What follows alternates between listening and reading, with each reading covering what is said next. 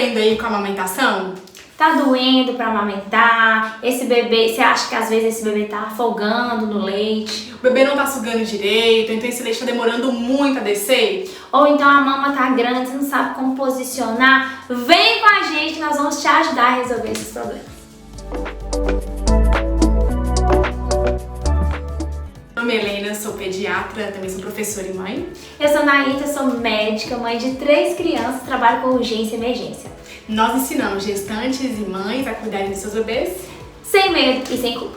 Então vamos falar um pouquinho sobre as dificuldades da amamentação. A principal dificuldade inicial durante a amamentação é a demora da descida de leite. E lembrando que a gente tem um tempo para essa apojadura, né, que é a hora que o leite desce. E quando o parto é cesariana, como foi o meu caso, às vezes a apojadura é até mais demorada. Então a apojadura ela pode demorar até 3 dias, né, 72 horas.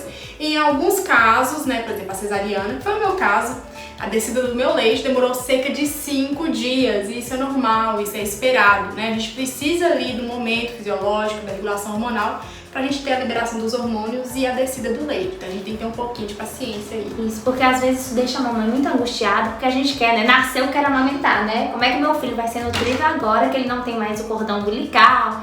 E aí a gente quer amamentar o quanto antes. E isso pode ser algo que deixa as mamães ansiosas, mas não precisa se preocupar, porque é um período ainda de adaptação. E lembrando também que nem sempre você precisa ali iniciar a fórmula na ansiedade de alimentar o seu filho. Por quê? Primeiro porque o estômago do bebê é muito pequenininho, então às vezes sai uma quantidade de leite ali, pouquinha, né? Aquele colostro, e já é suficiente para alimentar o seu bebê. E também o bebê, ele já é preparado para ficar esse período inicial sem ingerir grande quantidade de leite, porque ele tem reserva de energia que vem ali desde a gestação, né? Principalmente ali a gordura marrom.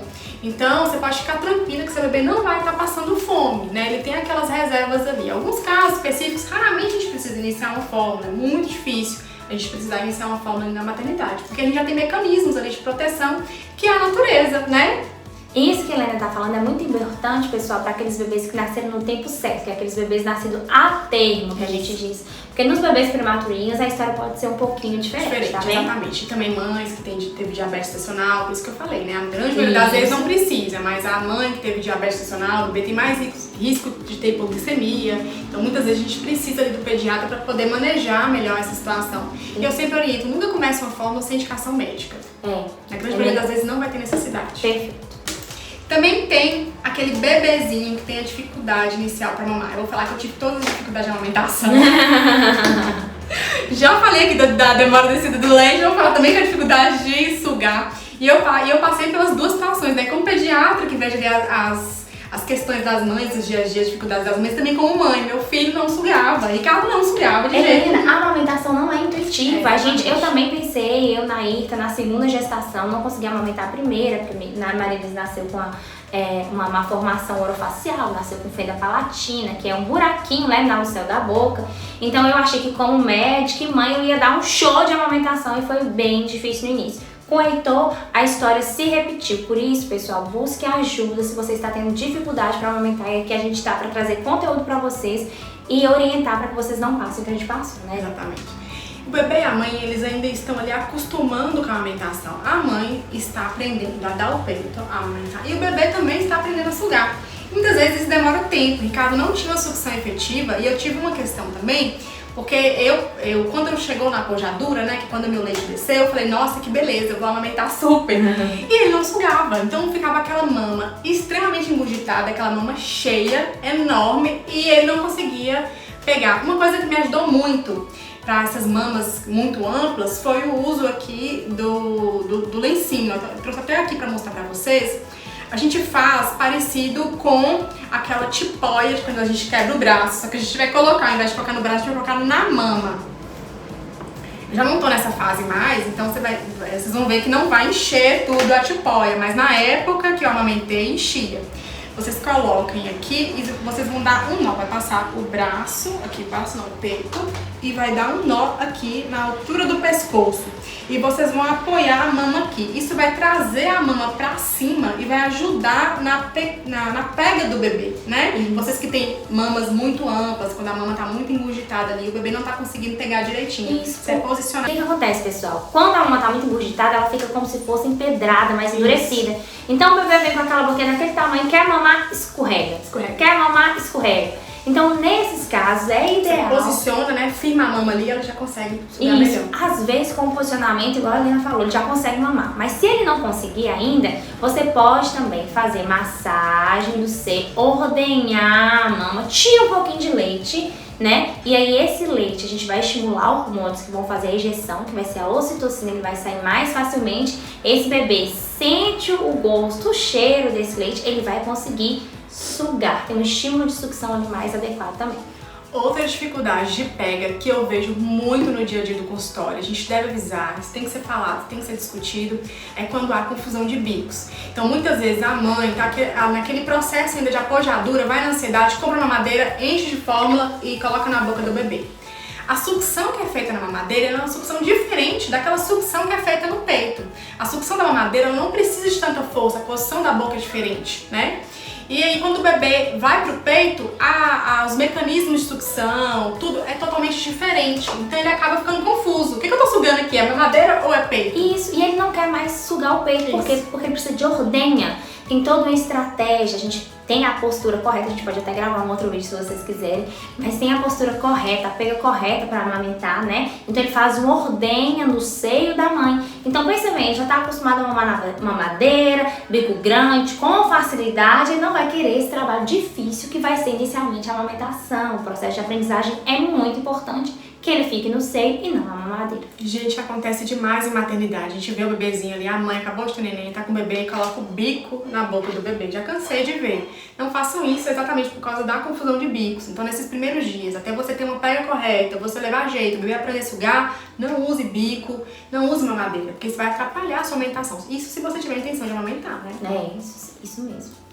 Outra coisa também são as fissuras. Gente, fissura. O peito, quando ele pode apresentar, né? Igual a Helena falou, a mamãe está aprendendo a amamentar e o bebê está aprendendo a mamar. Então, naquele processo, se ele não tiver com a pega adequada, então o bebê mais próximo à mãe, com a boquinha aqui, a boquinha toda areola, e às vezes ele pode escorregar ou não pegar tudo. Quando ele pega só o mamilo, aquela pontinha do seio, ele pode causar um machucadinho ali que a gente chama de fissura. Então é um machucado com a aberturinha e dói demais.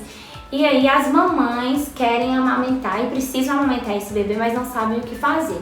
Então, o primeiro passo é você pode utilizar, claro que você sempre vai trocar, né, um seio e outro, e você sempre vai posicionar esse bebê mais próximo de você para que ele não fique longe, que não faça essa lesão. Coloque toda a região ali da areola, toda a região da areola mesmo, dentro da boquinha desse bebê, para ele conseguir sugar e vai evitar a área do mamilo que está lesionado. Mas mesmo o mamilo lesionado, se a mãe conseguir amamentar por causa da dor, se ela conseguir amamentar, pode dar sim. Mas se tiver fissura, tem uma dor, dói bem. Então o que me ajudou mesmo, Helena, a passar por esse processo foi a laser terapia, porque ela facilita, né, reduz o tempo de cicatrização e pra mim foi muito bom. E aí, mas mesmo assim eu insisti, eu consegui amamentar mesmo com a fissura, porque o seio fica engurgitado também, acaba doendo mais. Então pode amamentar, ajuste a posição para que esse bebê fique mais próximo, como eu disse, e a boca em toda a região da areola ali para não machucar o mamilo. E além disso, você vai fazer a troca, né? De um seio, daqui a pouco no outro. Sempre é importante que mama primeiro no seio, esvazie esse seio para só depois partir para o seio contralateral. E na próxima mamada, comece do seio que ele mamou por último, esvazia aquele seio todinho, que ele já vai pegar o líquido, ele vai pegar a gordura, ele vai pegar sais minerais que ele precisa para depois ir pro outro seio. Porque se ele sempre mama um pouquinho aqui, um pouquinho ali, sem esvaziar, ele só vai pegar a parte líquida, ele não pega a porção de gordura que é muito importante para o desenvolvimento e crescimento desse neném. Isso. Outro problema muito importante é a sensação de pouco leite. Por que eu falo sensação de pouco leite? Porque muitas vezes não tá tendo pouco leite. É só porque a gente não consegue quantificar o volume de leite que a mãe produz. E mesmo se você extrair esse leite, você ordenhar esse leite, colocar na mamadeira, você não consegue ser tão efetivo nessa ordenha quanto a sucção do bebê. Então, por exemplo, se você tirou ali cerca de 120 ml de leite materno, com certeza o seu volume de leite é muito maior do que esse, né? Então, pra gente ver se você está tendo leite suficiente ou não, a gente não quantifica com a ordenha, a gente vê os sinais de saciedade do bebê, vê também a quantidade de fraldas que ele produz, geralmente uma quantidade que a gente considera adequada, é cerca de 6 a 8 trocas em 24 horas, e também, é claro, avaliar ali o ganho de peso e crescimento e desenvolvimento do bebê nas consultas de rotina com o pediatra. Isso, como a Helena falou, a ordenha manual e aquela com bombinha não é tão eficaz. Nem a com bombinha elétrica, não tem nenhuma assim feita por mão humana que vai ser tão efetiva como a nutrição do bebê. E é isso, pessoal. Se você gostou desse vídeo, curta, nos siga aqui no canal e não esqueça também de ativar as notificações.